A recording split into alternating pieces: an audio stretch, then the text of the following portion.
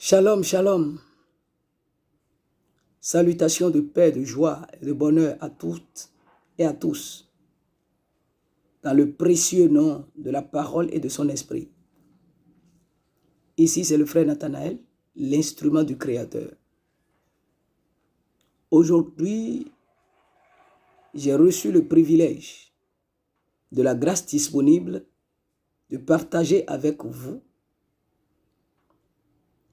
la connaissance sur le monde physique que nous appelons tous le monde de la chair.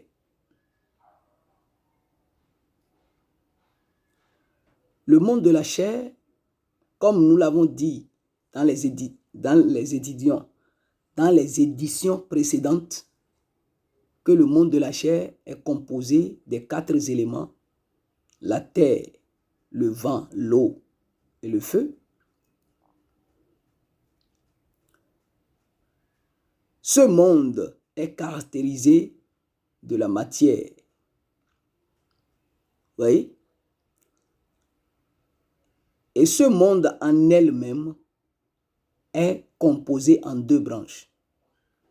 C'est-à-dire, c'est composé des créatures visibles et des créatures invisibles.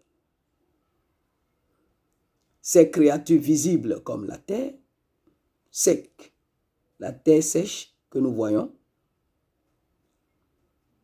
d'accord? Le feu que nous voyons, l'eau que nous voyons, et l'air que nous ne voyons pas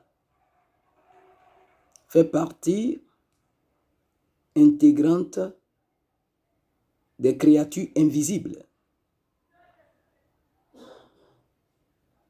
Donc, parlant de la chair, nous pouvons dire tout simplement que la chair, c'est la matière qui a servi au Créateur pour émettre son idée. Tel le sculpteur a besoin du bois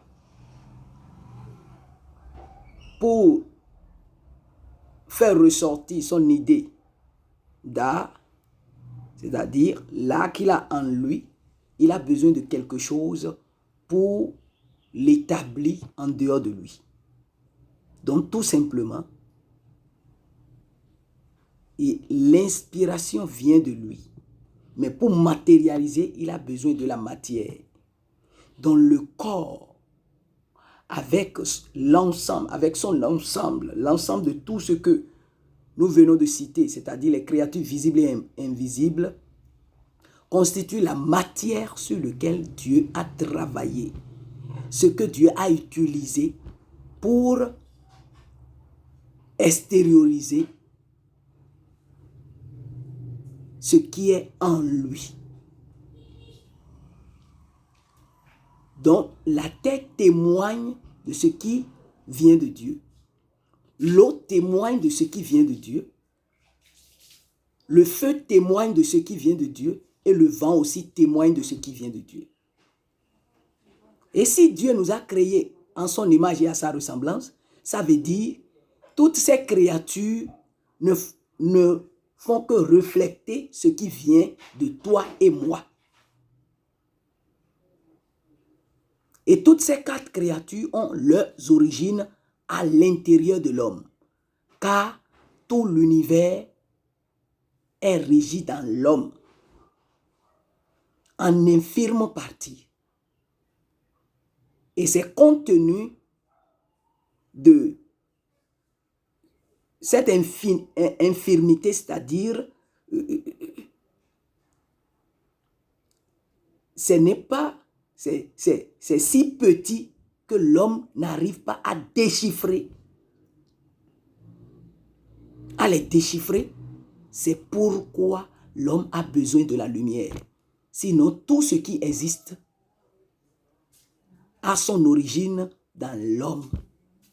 l'homme qui est le reflet et la représentation de Dieu. Et c'est pour cela que nous avons besoin de la compréhension. Nous avons besoin de la connaissance, connaître le sens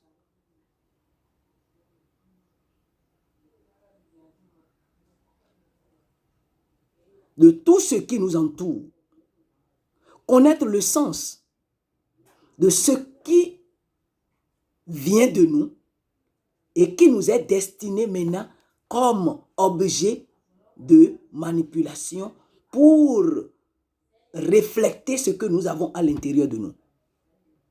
Donc tout ce qui nous entoure a leur origine en nous. Et si nous comprenons cela, nous devons savoir que il n'y a rien dans ce monde qui est au-dessus de nous, mais tout vient de nous. Je vous remercie et que la lumière divine nous éclaire tous. Ciao.